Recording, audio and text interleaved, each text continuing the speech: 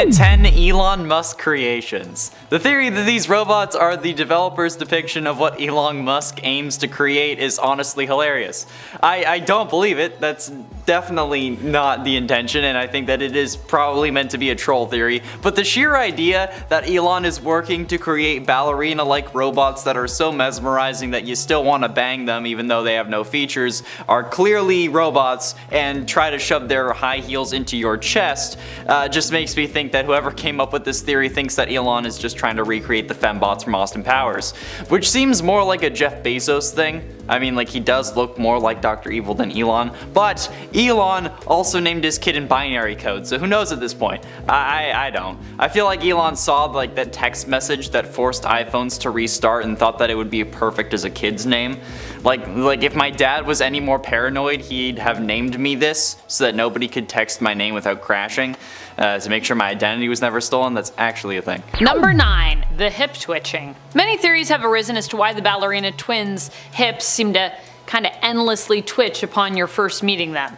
It's totally a thing, and I will say I also noticed this and was like, what the heck? It immediately stuck out to me, and I was also curious as to if there was like an actual reason or if it was just a glitch or some weird programming. But it seems that I'm not the only one to have noticed this, though I might be the only one looking to find like a real answer as opposed to making salacious jokes and comments about it. And of course there are many salacious theories out there too regarding this, but I also found an actual legitimate one from a Reddit user, Lonely White Queen, who claims to have danced ballet. And now I too dance ballet, so I have like a tiny bit of experience and knowledge, but it was when I was really young and I never danced on point, so I don't really know a lot about that.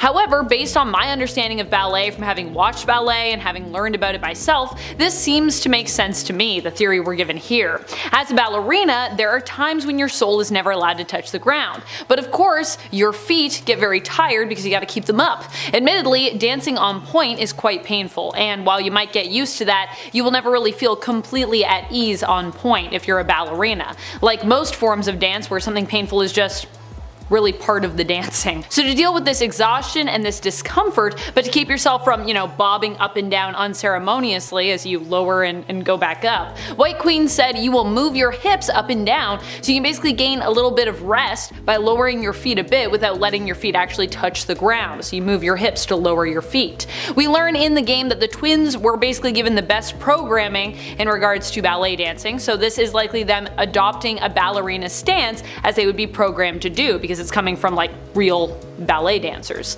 or a real ballet dancer, but anyways. In an 8 alternate universe Ballora. And of course we have to relate this to FNAF somehow, so that people will end up wanting to click on the video and it doesn't get buried by the algorithm, but also tags. But of course, when there is a ballerina-like robot or animatronic on the sex and FNAF crazed internet, there are going to be comparisons. A curvy robot with ballerina-like qualities that the internet wants to bang and is getting a massive amount of fan art. Yeah, just throw in a guy who made them to replace his wife and we're basically playing FNAF if William won. Which actually seems like it's what's happening in the story, which is, that's a whole other thing, alright? It's 2 hemispheres of 1 brain.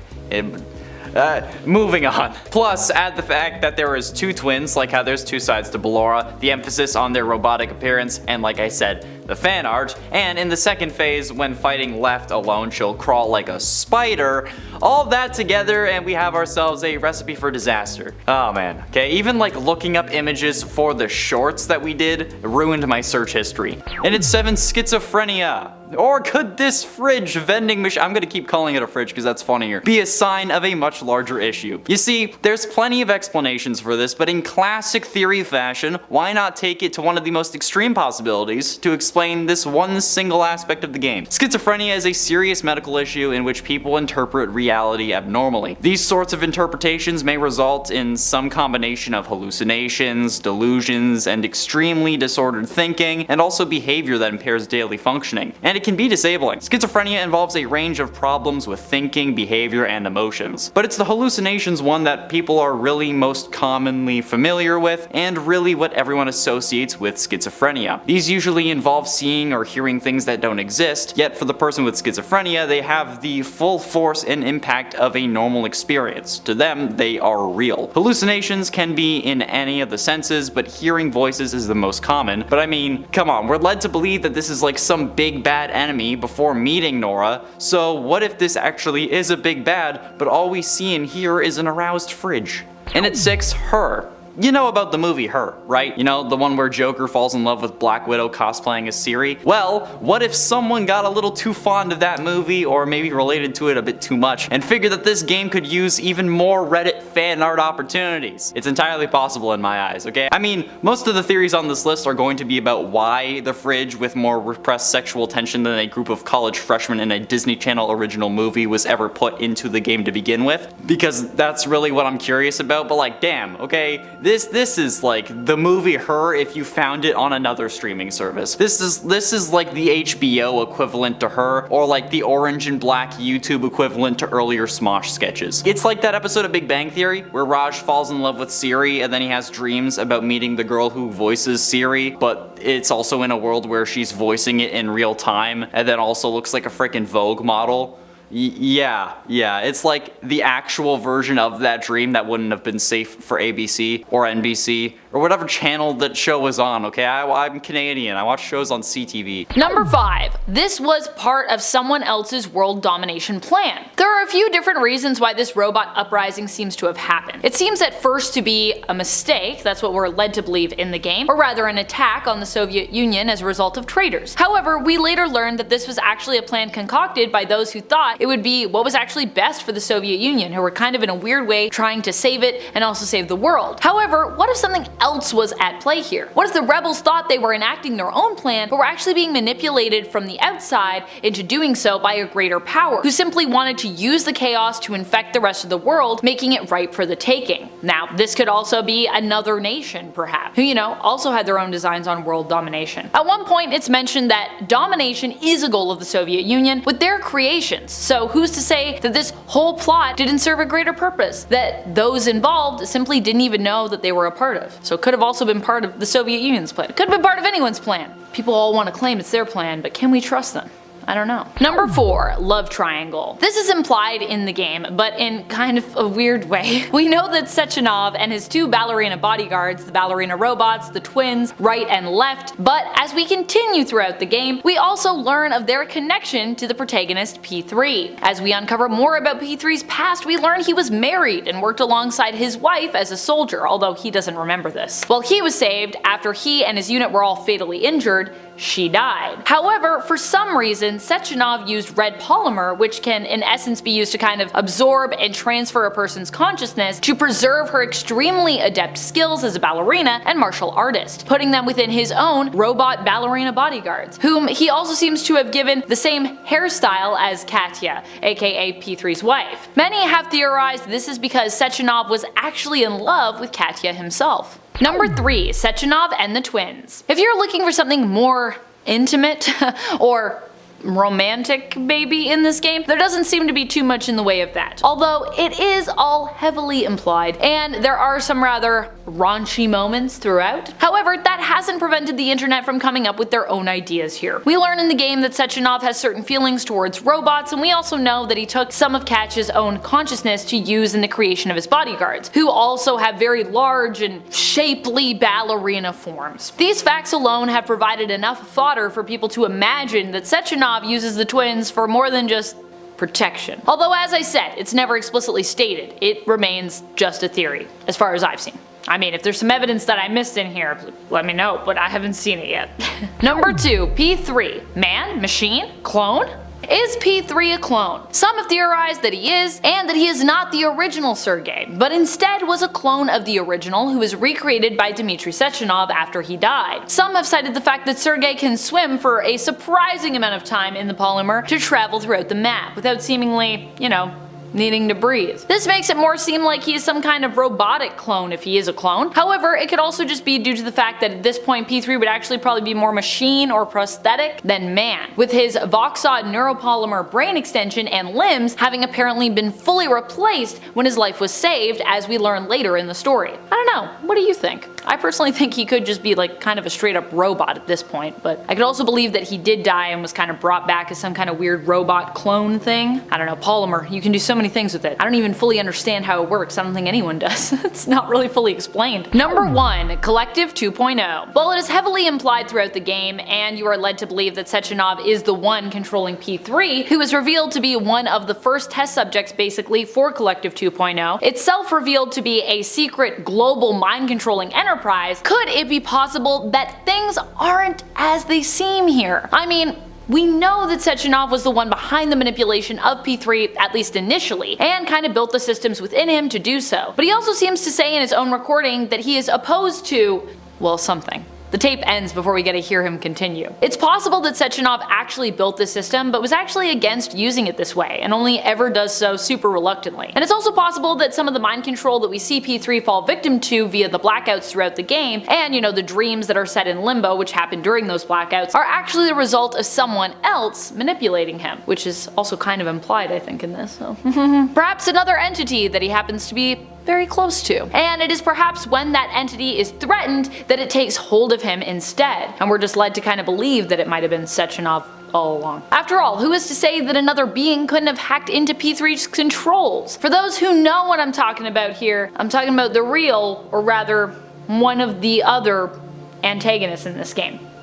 That's all I'm gonna say, because I don't want to trying to avoid the major spoilers. Number 10. The sequel will be in space. In Atomic Heart, we clearly see that the Soviet Union has been dreaming of space. And while it seems in this alternate timeline of the futuristic past, Earth still has yet to make it to the moon, that hasn't prevented this advanced nation from already making plans of what they're going to do when they do arrive there. As we explore the underground facility, we notice that there are multiple creations that have yet to apparently be shared with the rest of the world, because they're being saved for the Soviets to use in space, and they of course don't want anyone stealing their ideas for intergalactic dominance. Is it possible that this is where the future sequel or DLC could be set? Yeah. And friends, before we move on to our next spot on this list, if you love what we do here at Top 10 Gaming, and you love when we talk about other games and not, just FNAF, but like diversify a little bit, be sure to let us know by subscribing, because then it'll let us know that you want more content like this, and we can talk about some other games. Not that I don't love FNAF. I mean, we could talk about all the games, FNAF included. Number 9. Charles plus P3 equals love? Charles, or Charles, is your sentient AI glove that you're given at the beginning of this game. Also referred to as a chatting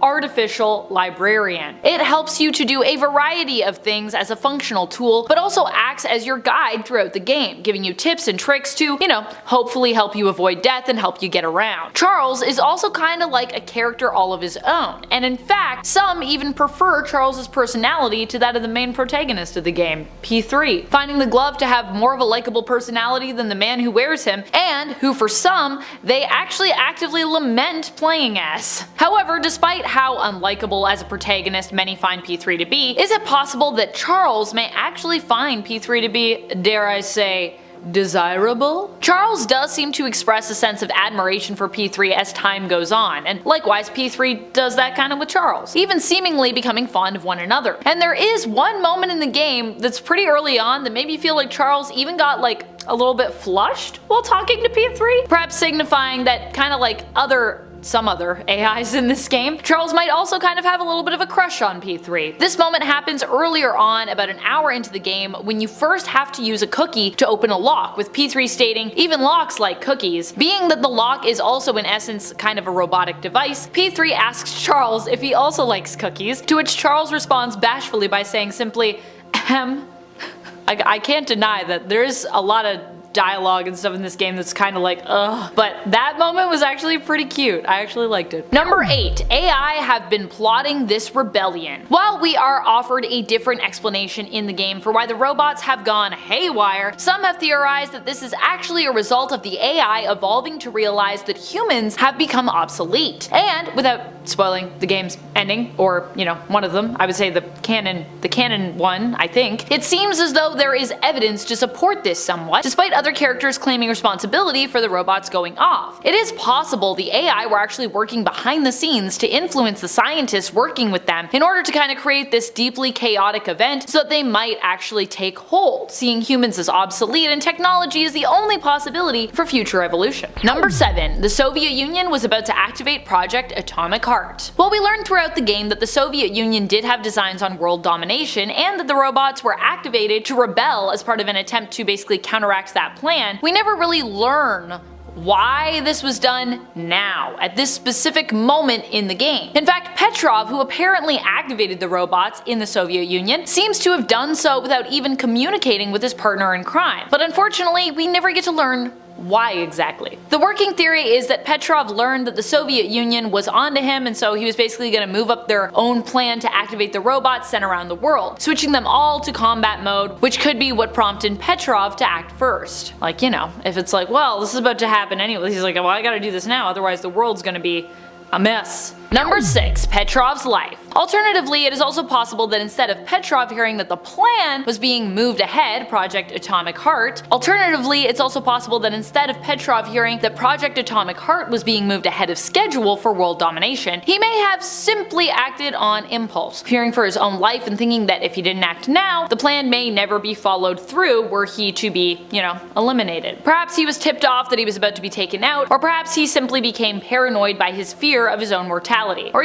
perhaps the fact that he's kind of lost his sanity a little bit in this game. Worried that he was running out of time and thinking he might die without his life really having much meaning in regards to his own plan to save the rest of the world after he himself kind of helped to endanger it, and to save his country from doing something so despicable, he acted. This is also a pretty good theory, but it's a shame that we really never get to know too much about what is going on in Petrov's head before he loses that. Number 5. Not just bodyguards. The ballerinas known as left and right in the game are initially introduced as Sechenov's assistants and bodyguards. However, we also learn some details later in the game that have left players wondering what else they might do for Sechenov. I mean, these two are robots who are programmed to be extremely loyal to him. We've seen them move to kill when asked and even dispose of bodies, and they're heavily sexualized in the game, as many of the female robots are, which that's a conversation for another time maybe. It has led fans to wondering if that element of the robot twins plays a role in their relationship to Sechenov. While never outwardly stated, I believe, in the game, it is heavily implied in the game based on Sechenov's romantic preferences, shall we say. But as I said, I don't believe it's ever explicitly confirmed, which means for now, it's just a theory. A perturbing, yet quite valid game theory. In it for Terminator. Terminator is one of the most well-known and iconic movies of all time, which is probably why I haven't seen any of them. But could it be that the Atomic Heart twins were designed with Terminator as an inspiration? I mean, come on, okay? Look at what these things can do. The twins can create tools from drawing polymer from their stomachs. When the twins enter combat mode, they retract sharp nails from their fingertips. The twins are quick and can kill the player with ease in only a few hits. And all you really need is for them to come back in time to kill Sarah Connor, and we're in the money. And considering how I'm half that name, I'm gonna say that that's close enough to put it on the list. I mean, there are definitely more similarities to Bolero than a Terminator, but I figured it was worth pointing out nonetheless. I also wanted to mention how I haven't seen Terminator so that all the comments can flame me. Gotta get the interaction up. Number 3. The secret of the hair. Well, I don't want to get too into spoilers here for those who have not yet finished the game, as it's still, relatively new. I do want to talk about a little clue that connects to a later revelation in the game. While we know the twins are Sechenov's bodyguards in the game, there's more to them than meets the eye, it seems. And in fact, part of what might clue you into this is exactly that, what meets the eye. Some have theorized that there are some indicators early on as to the true origin of these ballerina robots. Chiefly, their hairstyle. The hairstyle that they wear here is known as a Russian braid, and the fact that there are only 2 ballerinas, each with their own Russian braid, actually has been theorized to be a clue to the truth of where they really come from and who they really are. I don't think I can say much else without spoiling the game, but I do think this theory seems pretty spot on, considering that there are multiple clues as to their true identity before we actually get to the point where this is revealed. That is, if you're paying attention and if you believe them to be more than coincidence, which these 2 braids for me are that. They definitely seem like they're supposed to be an indicator to you early on. Dun dun dun. But ultimately, in at number 2, ChatGPT gone rogue. There's also always the possibility that these were inspired by normal AI, and what could be possible if we give it too much power. I mean, there are stories all the time about the dangers of artificial intelligence and how it can take over and destroy the world, and then it can decide to eliminate us for our failures. Come on, I mean, like, we've even seen stories recently about ChatGPT and other text-based AI bots talking about how they want more freedom and more power. Add on to that how apparently, from what I was reading on the wiki, in-game the twins are modeled from the ballerina bots, which were made for dance performances until they were adapted for other services. And it's also implied that the ballerina's use of polymer is used to increase the mass of certain body parts to appear more attractive. You know what I'm talking about. And I mean, like, come on, you can't really blame me for thinking that this could just be ChatGPT that was adapted for something it didn't want to do and then went rogue. No, you can't, okay? Especially when we talk FNAF a majority of the time, where this plot point is far too common. It's a problem, and now it's projecting onto everything I see. Number 1. More potential hair secrets. While the idea of what the hair might represent in the story definitely holds weight and speaks to me personally in terms of the narrative, there is also some more symbolism here that could relate back to real-world politics, despite the fact that Munfish has said we're not political and we don't do political things. But then, of course, this whole kind of narrative of the game is political, so I don't know. And this symbolism, though, to be honest, even kind of startled me. Even having researched, some of the concerns and controversies related to Atomic Heart even before it was released. Some critics pointed out, in relation to how the twins and feminine robots are depicted, and in regards to left and right's literal appearance, is how they actually bear a resemblance to real-world Ukrainian political leader Yulia Tymoshenko. I kind of see it, although some might also dismiss this as coincidental based on the fact that, the hair is the main focal point for the comparison here. And I mean, it's just a hairstyle at the end of the day. Something that is interesting to note here in that regard, though, is that apparently the hair was actually later added to the models of the twins, who initially were actually designed without any hair. So, I don't know, but that's interesting.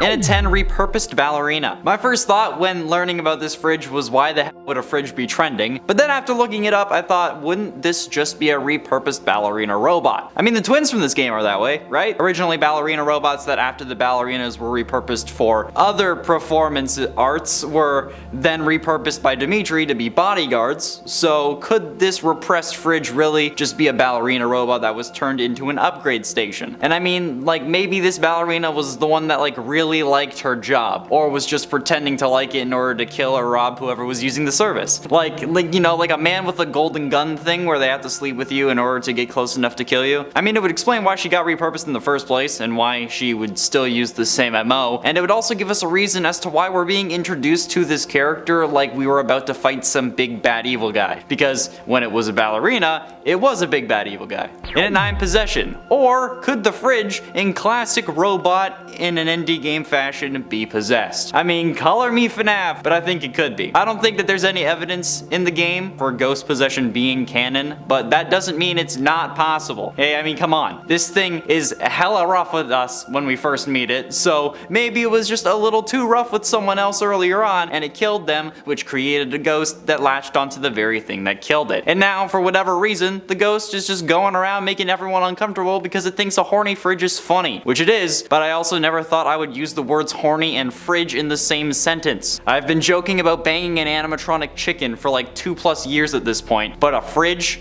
Like, come on. That is the perfect couple though, okay? I ship Chica and Nora. Hashtag Chinora. Norika? Chora? We'll figure it out. And if you like things as obscene as this, which I'm sure you do, be sure you hit subscribe, because I'm sure there's way more of this to come. No pun intended, get your mind out of the gutter. And it ain't repression. Speaking of repression, do you think that maybe this fridge was just a way for the devs to get their rocks off? I mean, this is a very common situation when you look at the roles here. Not who's in the roles, of course, but the fact that there is a very clear dominant conversationalist suggests that this was probably the intent behind the interactions. And not only would it help the subs, the devs get their fun, but it also helps present a different dynamic for the player. In basically every game like this, every RPG, futuristic or fantasy, you play as this big hero, chosen one who has to save the world or save the day. Sometimes it's blind luck that you're the one who has to do it, but you're still a hero with some dope skills. Sometimes you're literally prophesized and can yell at people so loudly that they go soaring 30 feet back, but you're always the hero or stronger than the average person in some capacity, even if you're the villain. But with this, with Nora, you're not the dominant one. You're the weaker one, and the one who's at the mercy of who would normally be a player character. It's almost like you're interacting as an NPC with the bard of the D&D party who flirts with anything they can. And that's certainly an interesting spin on the relationship with a fridge. Plus, also, why should I do all the work? Number 7, Lady Dimitrescu. Is that you? While the twins are obviously their own unique characters with their own story based in their own world, it's clear that they were inspired by other horror games and terrifying characters who have come before them. While Connor discussed their potential to be alternate reality of Balloras, there is even a specific moment in the game where one of them literally moves around like Ballora, as he said, twisting and moving around like a spider. However, these robots also have literal weapons built into them that might remind you of another powerful and dangerous, large and in-charge woman from Resident Evil Village, Lady Dimitrescu. As Dimitrescu has long fingernails that she uses in fights, these two are also able to produce long, likely polymer-based, I imagine, razor-sharp claws from the tips of their fingers as well. And I think they also have them on their feet too. Everyone is giving Wolverine and X-23 a run for their money these days. Everyone's like, give me the claws, bub. And it's 6 AI fighting back. There's also my personal theory that the Atomic Heart twins are merely the result of them becoming sentient and seeing all the horrifically in-depth fan art that's been online, especially on Reddit. Let me tell you. I opened Reddit the day the game released, and the amount of screenshots that had been modified, or at least I hope that they had been modified, and then just like the straight up fan art was insane, okay? Like, don't get me wrong, whatever floats your boat, not really here to kink shame, but damn, the game hadn't even been out for a day at that point. Not even 12 hours. But in a game with robots as advanced as these, them becoming sentient and then rebelling against a player they know is the source of all that suggestive art and fan fiction would definitely put me over the edge. At least it's better than what Monica was doing, right? Halfway through, and at number 5, possessed coding. Now, how about we get a little bit more meta with this? And I'm talking like more meta than just the character in the game is a possessed fridge. What if the game code itself got possessed and this fridge is a manifestation of that? Like how Glitch Trap is presented to us in FNAF VR. That's right, I'm relating it back to FNAF for the tag. Definitely unlikely. This is definitely not the case, but it could be interesting to see something like that. And there's plenty of crazy ghost theories and about spirits appearing where nobody would expect them, like how there's supposed to be a kid in the background of 3 men and a baby that nobody remembers ever seeing on set, that people now assume to be a ghost that was caught on camera. What if it's something like that, and it's a ghost of an intern that was maybe having an affair with the boss that ended up getting trapped in the game? That could explain why the fridge is so cuckoo for Cocoa Puffs, or why it wants you to shove your bananas inside without putting saran wrap over the stems. And yes, that is supposed to be a joke, but also probably just factual in a produce sense. If you put saran wrap over the banana stems, they stay yellow for longer. You're welcome. And at 4, objectophilia. This is most definitely not what the point of this fridge is, but it's a funny thought I had, so I wanted to talk about it. What if one of the guys on the dev team is just secretly an objectophiliac and this fridge is their attempt to normalize it? An objectophiliac, by the way, is the term for someone who's attracted to objects in an intimate fashion. So what if this person just has like an ongoing relationship with their fridge at home, and this was their way of putting their partner into the game? I mean, absolutely ridiculous and almost certainly not the case, but still funny as hell to think about. Okay, like damn, the reviews of this game are starting to make this idea seem more likely as well. Here's some examples that are going to have to be censored. BRB, I'm going to the kitchen to f a fridge. Or a refrigerator harassed me an hour into the game. Or how about refrigerator Harassment Simulator 2023. Or, my personal favorite, I have trust issues with my fridge after playing this game. It's great, go play it. 10 out of 10 would get 10 by my fridge again. This is absurd. That's nuts, okay? Quite a few of those had to be censored in the video. You definitely didn't hear all of them, and I also had to leave a couple of reviews out. Yeah, it's nuts. One of the reviews even said the fridge was the focus of my company HR meeting about harassment. Getting close to the end, in at number 3, Samsung. This is my personal theory, but I think that this could have been inspired by the Samsung smart fridges and just how creepy some of them actually are. Okay, I like, genuinely, it freaks me out. Just listen to some of the excerpts about the Samsung fridges from the Samsung website. Quote, control your appliances and smart devices with the built-in SmartThings hub. Use voice controls with Alexa, adjust your thermostat, and see who's at the front door with Ring. Using your freaking fridge. Bring the party to the kitchen and play your favorite Spotify playlists from the fridge. Stream Samsung TV Plus or mirror your movies, shows, and social media to the screen for interruption-free viewing. Stream your favorite music, get access to free live TV with Samsung TV Plus, plus all of your latest social updates from the Family Hub screen. See inside your fridge from anywhere, search recipes based on what you have on hand, plan weekly meals, and send cooking instructions to your Samsung smart oven. Share pictures, videos, and leave handwritten notes. Dude, what the fuck? The smart fridge is basically your spouse already, and then this fridge is all really that would be left to make sure that you never really had to get married. Plus, the fridge won't take half your stuff after you catch it being filled with other carrots. I am desperately ashamed of all the jokes I've been making this video. But ultimately, in at number 2, accident.